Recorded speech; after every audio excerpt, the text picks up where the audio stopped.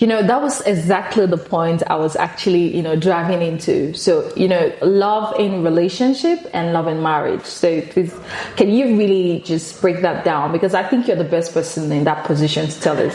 Because I feel, you've placed that both sides, relationship and marriage, so. Yes, love in relationship is absolutely different from love in marriage. Okay. Yeah, because for you to build a relationship with someone and then you now start talking about you loving the person, you guys have to be friends first.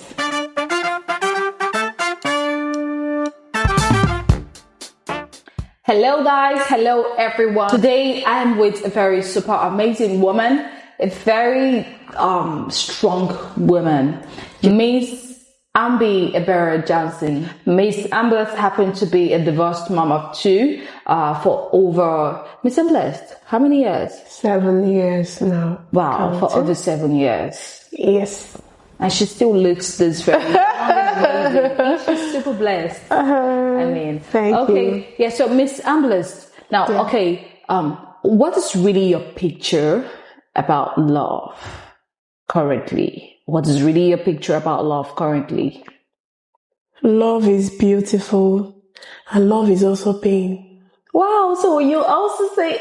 So it's more like a bittersweet experience. Okay, so love is beautiful and love is pain. Yeah. Wow.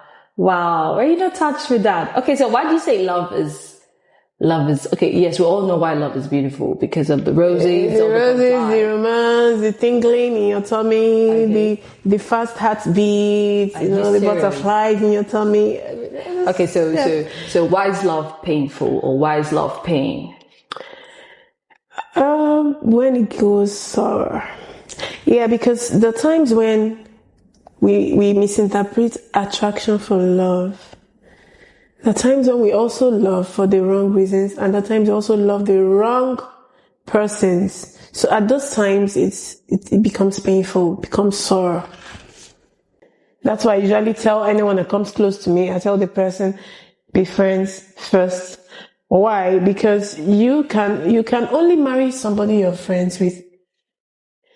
Yeah, most times we find ourselves in situations where we've made mistakes. Okay, we just marry because the normal, everybody has to get married, and sometimes we don't get to sit down and ask ourselves certain questions we should ask ourselves, get to observe ourselves and be sure, okay, can I really be friends with this person? Is it somebody I can talk to anyhow? I can tell things I want to, like, you can parley with. Because sometimes the men misunderstand us when we talk. We could say stuff like, you're trying to play around with your man and he's like, you're trying to tease your man. Yes, that's the word. Sometimes they don't like it. Okay. There are some men who don't understand that. They get to misunderstand you and they now misinterpret and see it as an insult. Okay, so what kind of teasing jokes or tease? Yeah, jokes. What kind of tease? Like, give us an example. Like, what kind of tease here? Let's see how your head is. This your hand, Steph. So just okay. Yeah, see how heads on your hands, like a cow's leg, cow head. Yeah. Those kind of things. Okay. There are some jokes you make. Yeah, in as much as the expensive jokes that people don't make, but what I'm trying to say is you should be looking at getting married to a man who will not get offended or misinterpret your actions sometimes. And it is only your friend who knows you very well, understands you, that will do that for you. In most cases, the man who is not your friend, who you just married due to maybe circumstance, or maybe because you were forced into it, or maybe because, some of us marry for wrong reasons sometimes. It could be because, all my friends are married.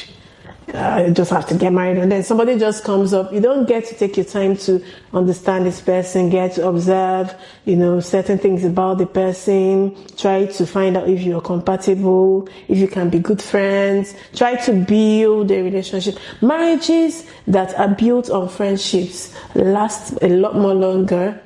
In fact, they last for as long as you want it to, compared to marriages that are built on, okay, we just met, and he's just showing you the good sides, blah, blah, blah. Before in the next 2-3 months, you're already married.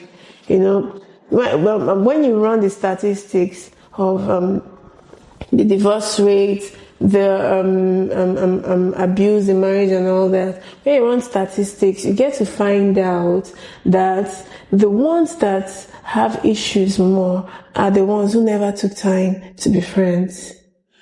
You build relationships. The ones who never took time to create that friendship. To create that friendship. Yes, because you just met this person and then next minute you're talking about marriage. And we ladies, oftentimes the marriage blows our head like crazy. We are usually, most of us, or most of the time, we find ourselves being moved by the things we hear, not really the things we see.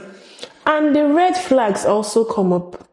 But we are blinded by the so-called love, which ends up being infatuation, some sort of attraction. Okay, so that was exactly what you're trying to explain to us about the love thing. We end up being blinded by that, what we think is love.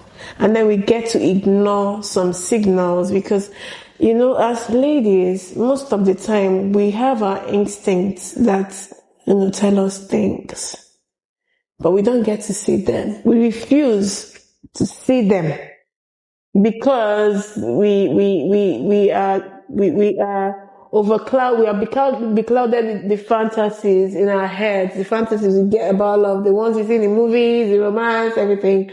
We get beclouded by all that, and we don't get to take our time to find out necessary things we need to find out about this person. Okay, so at this point, what does it feel to be divorced? So at this point, I could say it feels good. Sometimes it feels good, and sometimes it also feels bad. It feels good because, like in my own case, I got divorced because of physical abuse, domestic violence issues. I almost lost my sanity then. So now I'm single. I've been able to achieve certain things. I've been able to stay focused on things I want to do. I've been able to, have my sanity. I grabbed my sanity back, because I got emotionally depressed sometime. But right now I'm sane. I'm complete. I'm more focused on things I'm doing. Yeah, but that was when you were married? No, I mean, like now I'm single. No, you lost your sanity. I almost did. Oh, yes. But the sad part is the part where you feel lonely sometimes, especially having to deal with being the mother and father of children at the same time. There's specific roles a father plays in every family. And when it's not there, sometimes it's disheartening. Sometimes you feel sad. You feel like, okay, I wish I had somebody taking care of this. I wish I had a man, because sometimes you get to feel that vacuum. I won't really say I miss the man, but I say I miss not having a father for the children at that moment. So that's the sad aspect. And also the stigma that comes with it. Oh my God, it's terrible. It's terrible because the stigma it affects you even when you're trying to build new relationships, because the man is just looking at you with one corner eye. Okay, just break it down. What do you mean by stigma? Just break it down. What do you mean? There's this impression, especially in this part of the world. In the Western world, divorce is just like a norm. But in this part of the world, people get to stigmatize you. People get to feel like, okay, she's actually the problem, because our culture has permitted us, or rather, that registration in our head, that cliche that most of the time any failed marriage is the fault of the woman. But when you're not in the shoes, you may not get to understand until when you find yourself or you find someone close to you in that particular situation. That's when you get to understand that it's not always the way it seems. But because our culture already claims that the women are the weaker vessels, we are always the ones who have to hold the marriage, you have to be prayerful, you have to do this, that, you have to be loyal, let him be beating you, be enduring and all that. That's what they keep telling us, and then they feel like, okay, you're actually the problem. Some of them get to tell us stuff like, hey, but you should have just tried. Now you should have tried to be managing the marriage now to make it work. You should have just tried to, a lot of things happen. A lot of things. And then you meet a man and, like me, when someone comes close to me, I don't get to hide my marital status. Yes, I get to tell you, hey, I'm a single mom. I usually do that because there's no need to hide. There's nothing to hide about it. Even if you hide it, you'll still get found out. So I do that, and I even give you an opportunity to walk away. That's why I'm a single mom. If you want to be friends, fine. If you don't want, you can walk away. So I don't need wahala. Yeah. You understand? Okay. Yes. So oftentimes when you're trying to build a new relationship with someone, and then you're already telling the person I'm a divorcee, the person is already having some questions registered in his head, like, hello, why is she divorced? No matter how detailed how detailed you relate your story to this man, he has already concluded that, okay, since this person is a divorcee, maybe this thing will not work. I'm not going to be able to Which is totally wrong. Yes, without getting to come close, get to find out who this person is. Yeah, so at this point right now, do you still believe in love? Like, after, all the experiences you've had? Of course, I still believe in love. But, even if I'm trying to build a new relationship, I'm being very careful. Yes, I'm being very careful. Because the men make that mistake of coming and they see you're a single mom, and the next minute they're trying to devour you. Okay. Yeah. They're already envisaging in their head, okay, let me just play around with this person since she's a divorcee. They feel like you're needy. They feel like they're doing a favor. She just needs company. Let's have fun. Let's be happy for you. And I get to see some of these people. So that's where the being careful comes in. Because you meet me, you're trying to be friends. I'm also trying to be careful. Very careful with you. Yeah. So that you don't get that thing that you're coming for. And then tomorrow you're telling me, after all, I did you a favor. I thought we were having fun. No, you don't have fun with me. If you want to be friends, come out straight and be friends. But you don't come to me and start telling me stuff like you want us to be, we want us to have fun, in quotes. Because you and I know that fun thing, it won't work. No one has time for that. So yes, I believe in love. Okay. Yes, when the love comes, we'll get to enjoy it. You really want to find yourself back playing all the good times, all the things while you were single. Of course, Good. of course. I'm actually living life right now, enjoying my life. At this point? Yeah, I enjoy being single. Sometimes I tell some single ladies who are desperate to get married, I get to tell them, hello, you don't know what you're enjoying being single, because marriage has its own, hitches here and there. A lot of issues crop up. I've heard of issues of, a couple had issues sometime. It was toothpaste. He was pressing. He likes pressing from the middle. I don't like it. I like pressing from, Yeah, it's funny, It's really funny. Yeah. Very funny story, but it happened. Okay, my husband he's always pressing this toothpaste from the middle, and me, I like pressing from below. Every time I'm always arranging it for him. When he presses from the middle, I now have to start pulling it up again so that he's balanced. All these little things are issues. So it takes somebody who is a little bit more mature in the head, not in age, Yes, takes someone who's a little bit mature to be able to know how best to handle such issues. Couples fight because of little things. It happens on a daily basis. And then when the issues start aggravating, start piling up, before you know it, the marriage just, goes down the drain. Most of all, it's a very sorry sight. You see, this divorce thing is it's very saddening.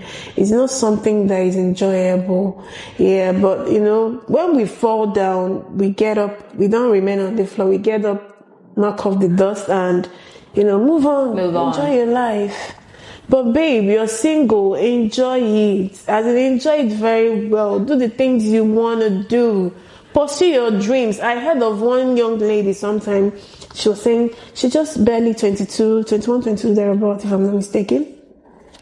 She was saying stuff like, I want a man in my life. I want this, I want that. Oh, girl, if that man enter your life, you go feel handle him. Do you understand? Can you deal with it? Okay. So I'm like telling the chick, hello, you're too young to be talking about that. Gone are the days when our parents said stuff like, most of our parents got married early and it worked for them. I don't know the magic they did, but in this age, girl, you're a young graduate, focus, pursue your dreams, because when you marry, you will not have time, trust me, you will not have time to start pursuing those things. And if you get married to an oga that has money, oga will keep you in the house and start giving you money for pampers and sanitary pads and stuff, and after a while he starts complaining, you don't have a job, but as a single lady, take your time, take a little, few more years. Work, build your career, build a business, learn skills, travel around if you have to, meet people, make contacts, do all those things, because when you get married, you start getting pregnant, you start having children, there's distraction everywhere. You have to deal with your own family, you have to deal with your husband's family and their family members, you have to deal with your children, you have to deal with a whole lot, you have to deal with your work for the working moms too, and before you know it, you just have crazy schedules every day. You will not have time to build you will now be the mom that is waiting for the children to grow up before you want further your career. You now say, okay, let my children grow up before I travel. And by then you're becoming an elderly woman. It's not just so. As a young lady, you're in your 20s. It's always advisable to pursue a career, learn things, move around, explore. As much as you can, you have the time now, Okay. Let's move further with the questions now. What do you think that were those early signs you actually saw before you got married, and then you were like, yes, this guy is my guy. I'm gonna be with him. Okay. So what are the things that drove you nuts? But you could just absorb those things because you were in love. Well, when I said something about some people getting married for certain reasons, it could be because everyone around you is getting married at that moment. You feel like, okay, I should get married too. Some of us also felt like, okay, like during my own time, I felt like I just needed to experience love. So I just met this guy, we got attracted to each other, and, I made my mistakes, because the very first mistake I made was not taking my time to learn who this person is. I didn't take my time to learn, and I didn't take my time to build friendship, more especially because we were doing the long distance thing then. So it was always phone conversations, and then when he visits, he just comes up, shows us the good sides, we don't get to the bad sides, and before you could say Jack, we were already talking marriage, and we got married, and then that was when started seeing some new, attitudes, behaviors, and all that. So, but do you really know why these things, just come up? Like the new attitudes, the new things? Someone once said that you don't get to learn a man completely because they change every day. They get to the different behaviors get to unfold themselves little by little per time according to the situation at hand. So I'm pretty sure the men over there are actually listening at the moment. So, and I believed that. Okay. Yeah. So that's the truth. I believe that actually, because even in an ordinary relationship, permit me to use the word ordinary because it's not yet marriage. It's not like that's the truth. Actually. Yeah. Even in an ordinary relationship, you feel like you've known this man for a couple of years, and one day he just does something. You're not asking yourself questions like, is this really this person I fell in love with? I thought he was saying this while I love you. So you start, asking yourself questions like, is this really this person? So invariably, can we say that the love for a man can actually not be that exact love that he was actually reading and ringing and yes, and writing? Yes, that was what we said in the beginning. Ooh. That we mistake attraction for love. Okay. Yes, and when that is the case, we think it's love, and at the end of the day, maybe with time, when you don't they play the show, you understand? Yeah. And by then, you now start realizing that, okay, he never really loved me. We were just attracted to each other. People get attracted to each other every day. Oh, she's attractive. Oh, babe is looking so hot, and stuff. And you become friends, you're talking. But you're friends, but you're not real friends. You're not best friends. You're not real friends. Okay, real friends. Yes. Okay. You're not best friends. Let's use a word. I said best of friends. You say real friends. Yeah. Because I feel the real thing there. Yeah. Yes. So that's just it. Okay. So let's get back to those signs, because I think you're really going to help so much persons out there who are currently in love. I think people really, really need to learn a lot from that, because I'm sorry, I'm going to expose. Oh, please do. Loud it. Go ahead. Go ahead, girl. Okay. Like one of the signs. I'm sorry, man. Yes, I'm sorry, but I'm going to, say some things that, that guy could think. Yeah. So some of the signs are, have you ever met, sorry, it's not like I want to ask you a question, but I'm just having a conversation. So have you ever met somebody and the person won't let you meet his friends? Ooh. Like most times you want to lounge, you want to hang out, he just wants to be with you alone. He hardly permits you to lounge where his friends are. That's one. Just go ahead. That's one. Okay. That's one bad sign, because as part of getting to know a man, you need to get to know his friends. You need to observe, not being too friendly with them. But when you guys are lounging, going out, the observation's key. Do more of the observation when they're having conversations. You can sit down, you're pressing your phone, or, you're actually mingling with them, but then observe the way they talk. Observe, because in between conversations, they tease each other. They leak out secrets, but we don't get to find out. When you're not observant, when you're not observant, you don't get to pick those things. You need to know. That's one. And then secondly, although I don't encourage living relationships, that's cohabitation, I don't encourage that, but get to visit him often and on, get to pay visits, get to, find out, because there are some ladies like me, I don't like being around men who are dirty.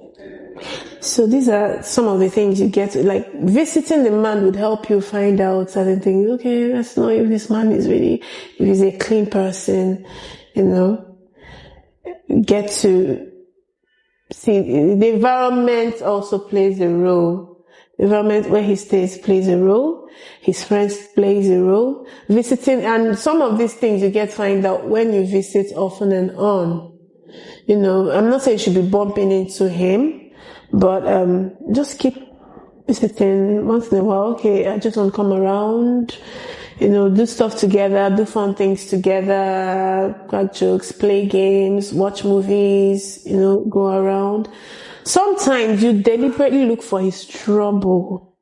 Yes. That's the part of life I don't really understand. So can you break this particular deliberately look for his trouble so you get to find out how he reacts or how he responds to certain issues. How do you deliberately look for a guy's trouble? Look for opportunities. No. Look for opportunities. Something happens between both of you on a normal, and you could use that as an opportunity to look for his trouble. Like maybe you just try to show off your own crazy anger. Let's say you're not serious with the anger. Is that it?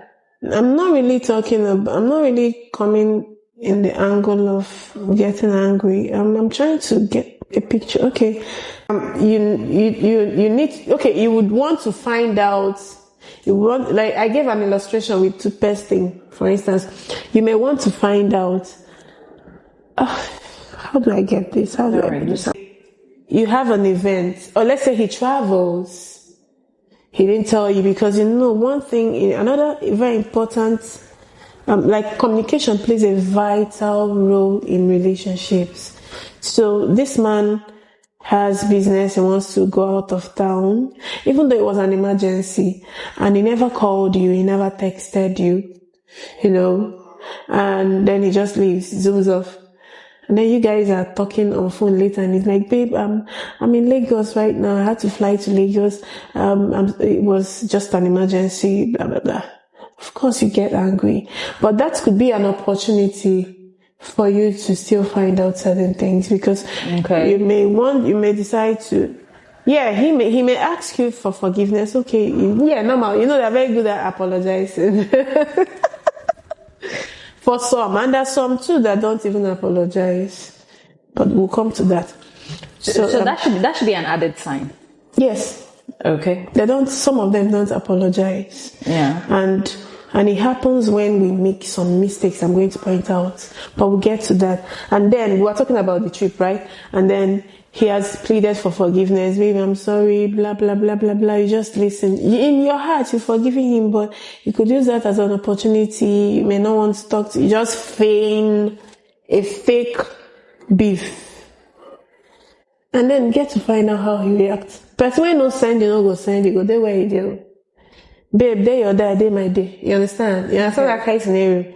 But a man who really loves you would, he will go all the way. He will go all the way, even if it means looking for you, sitting at your door, your doorstep. It's like, I'm not leaving here until you come out. I'm not leaving until you open the door and talk to me and all that. You could actually say, yes, this person really is really a man. He wants me. I think that's a very beautiful example. It's just an illustration. I think that's a very beautiful one you gave. So what I'm trying to say is, as a lady, always find opportunities in little things.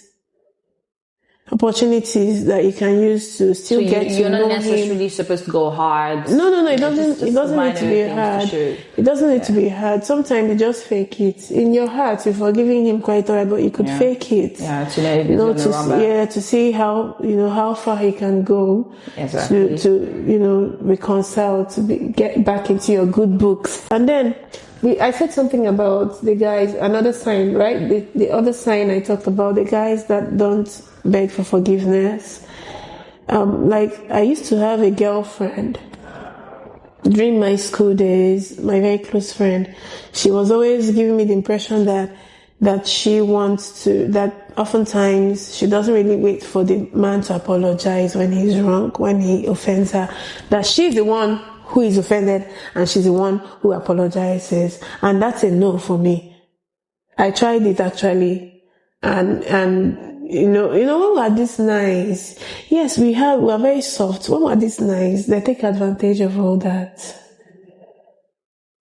Yeah, because they say, there's this adage that says that, in a relationship, okay, let me say it in Igbo. Sorry, I'm Igbo, and the adage is an Igbo adage. Go ahead. Now, Na ofonye na-eji ụtọ mmadụ abụọ. So, yeah, it's cliche somehow, but it may be true because we are trying to, looking at it from the moral aspect. It's true, quite right? But oftentimes these men take advantage of that.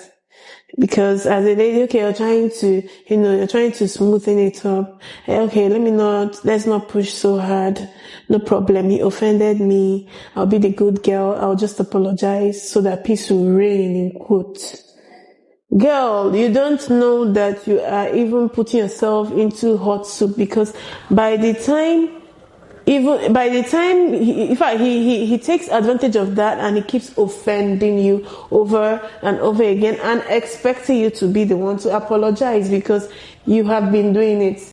Okay, now I came across this very question some guy threw out there, so I got interested because, me reading that, I was just like, what's this? Now the question happened to read, because I'm going to read it out. I'm going to read it out so that we can break this question down. Okay. Yes, it's some man in love. So he said, I am super in love with this lady. She gives me the best sex on earth, and I don't want to lose her.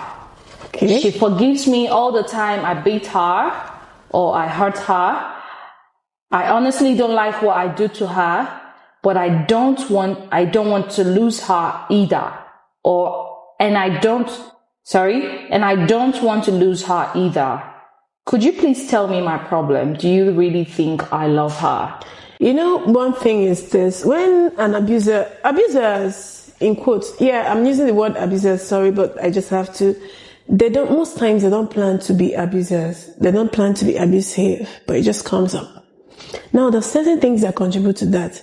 It could be family upbringing. It could be the kind of environment where the person lived in, grew up.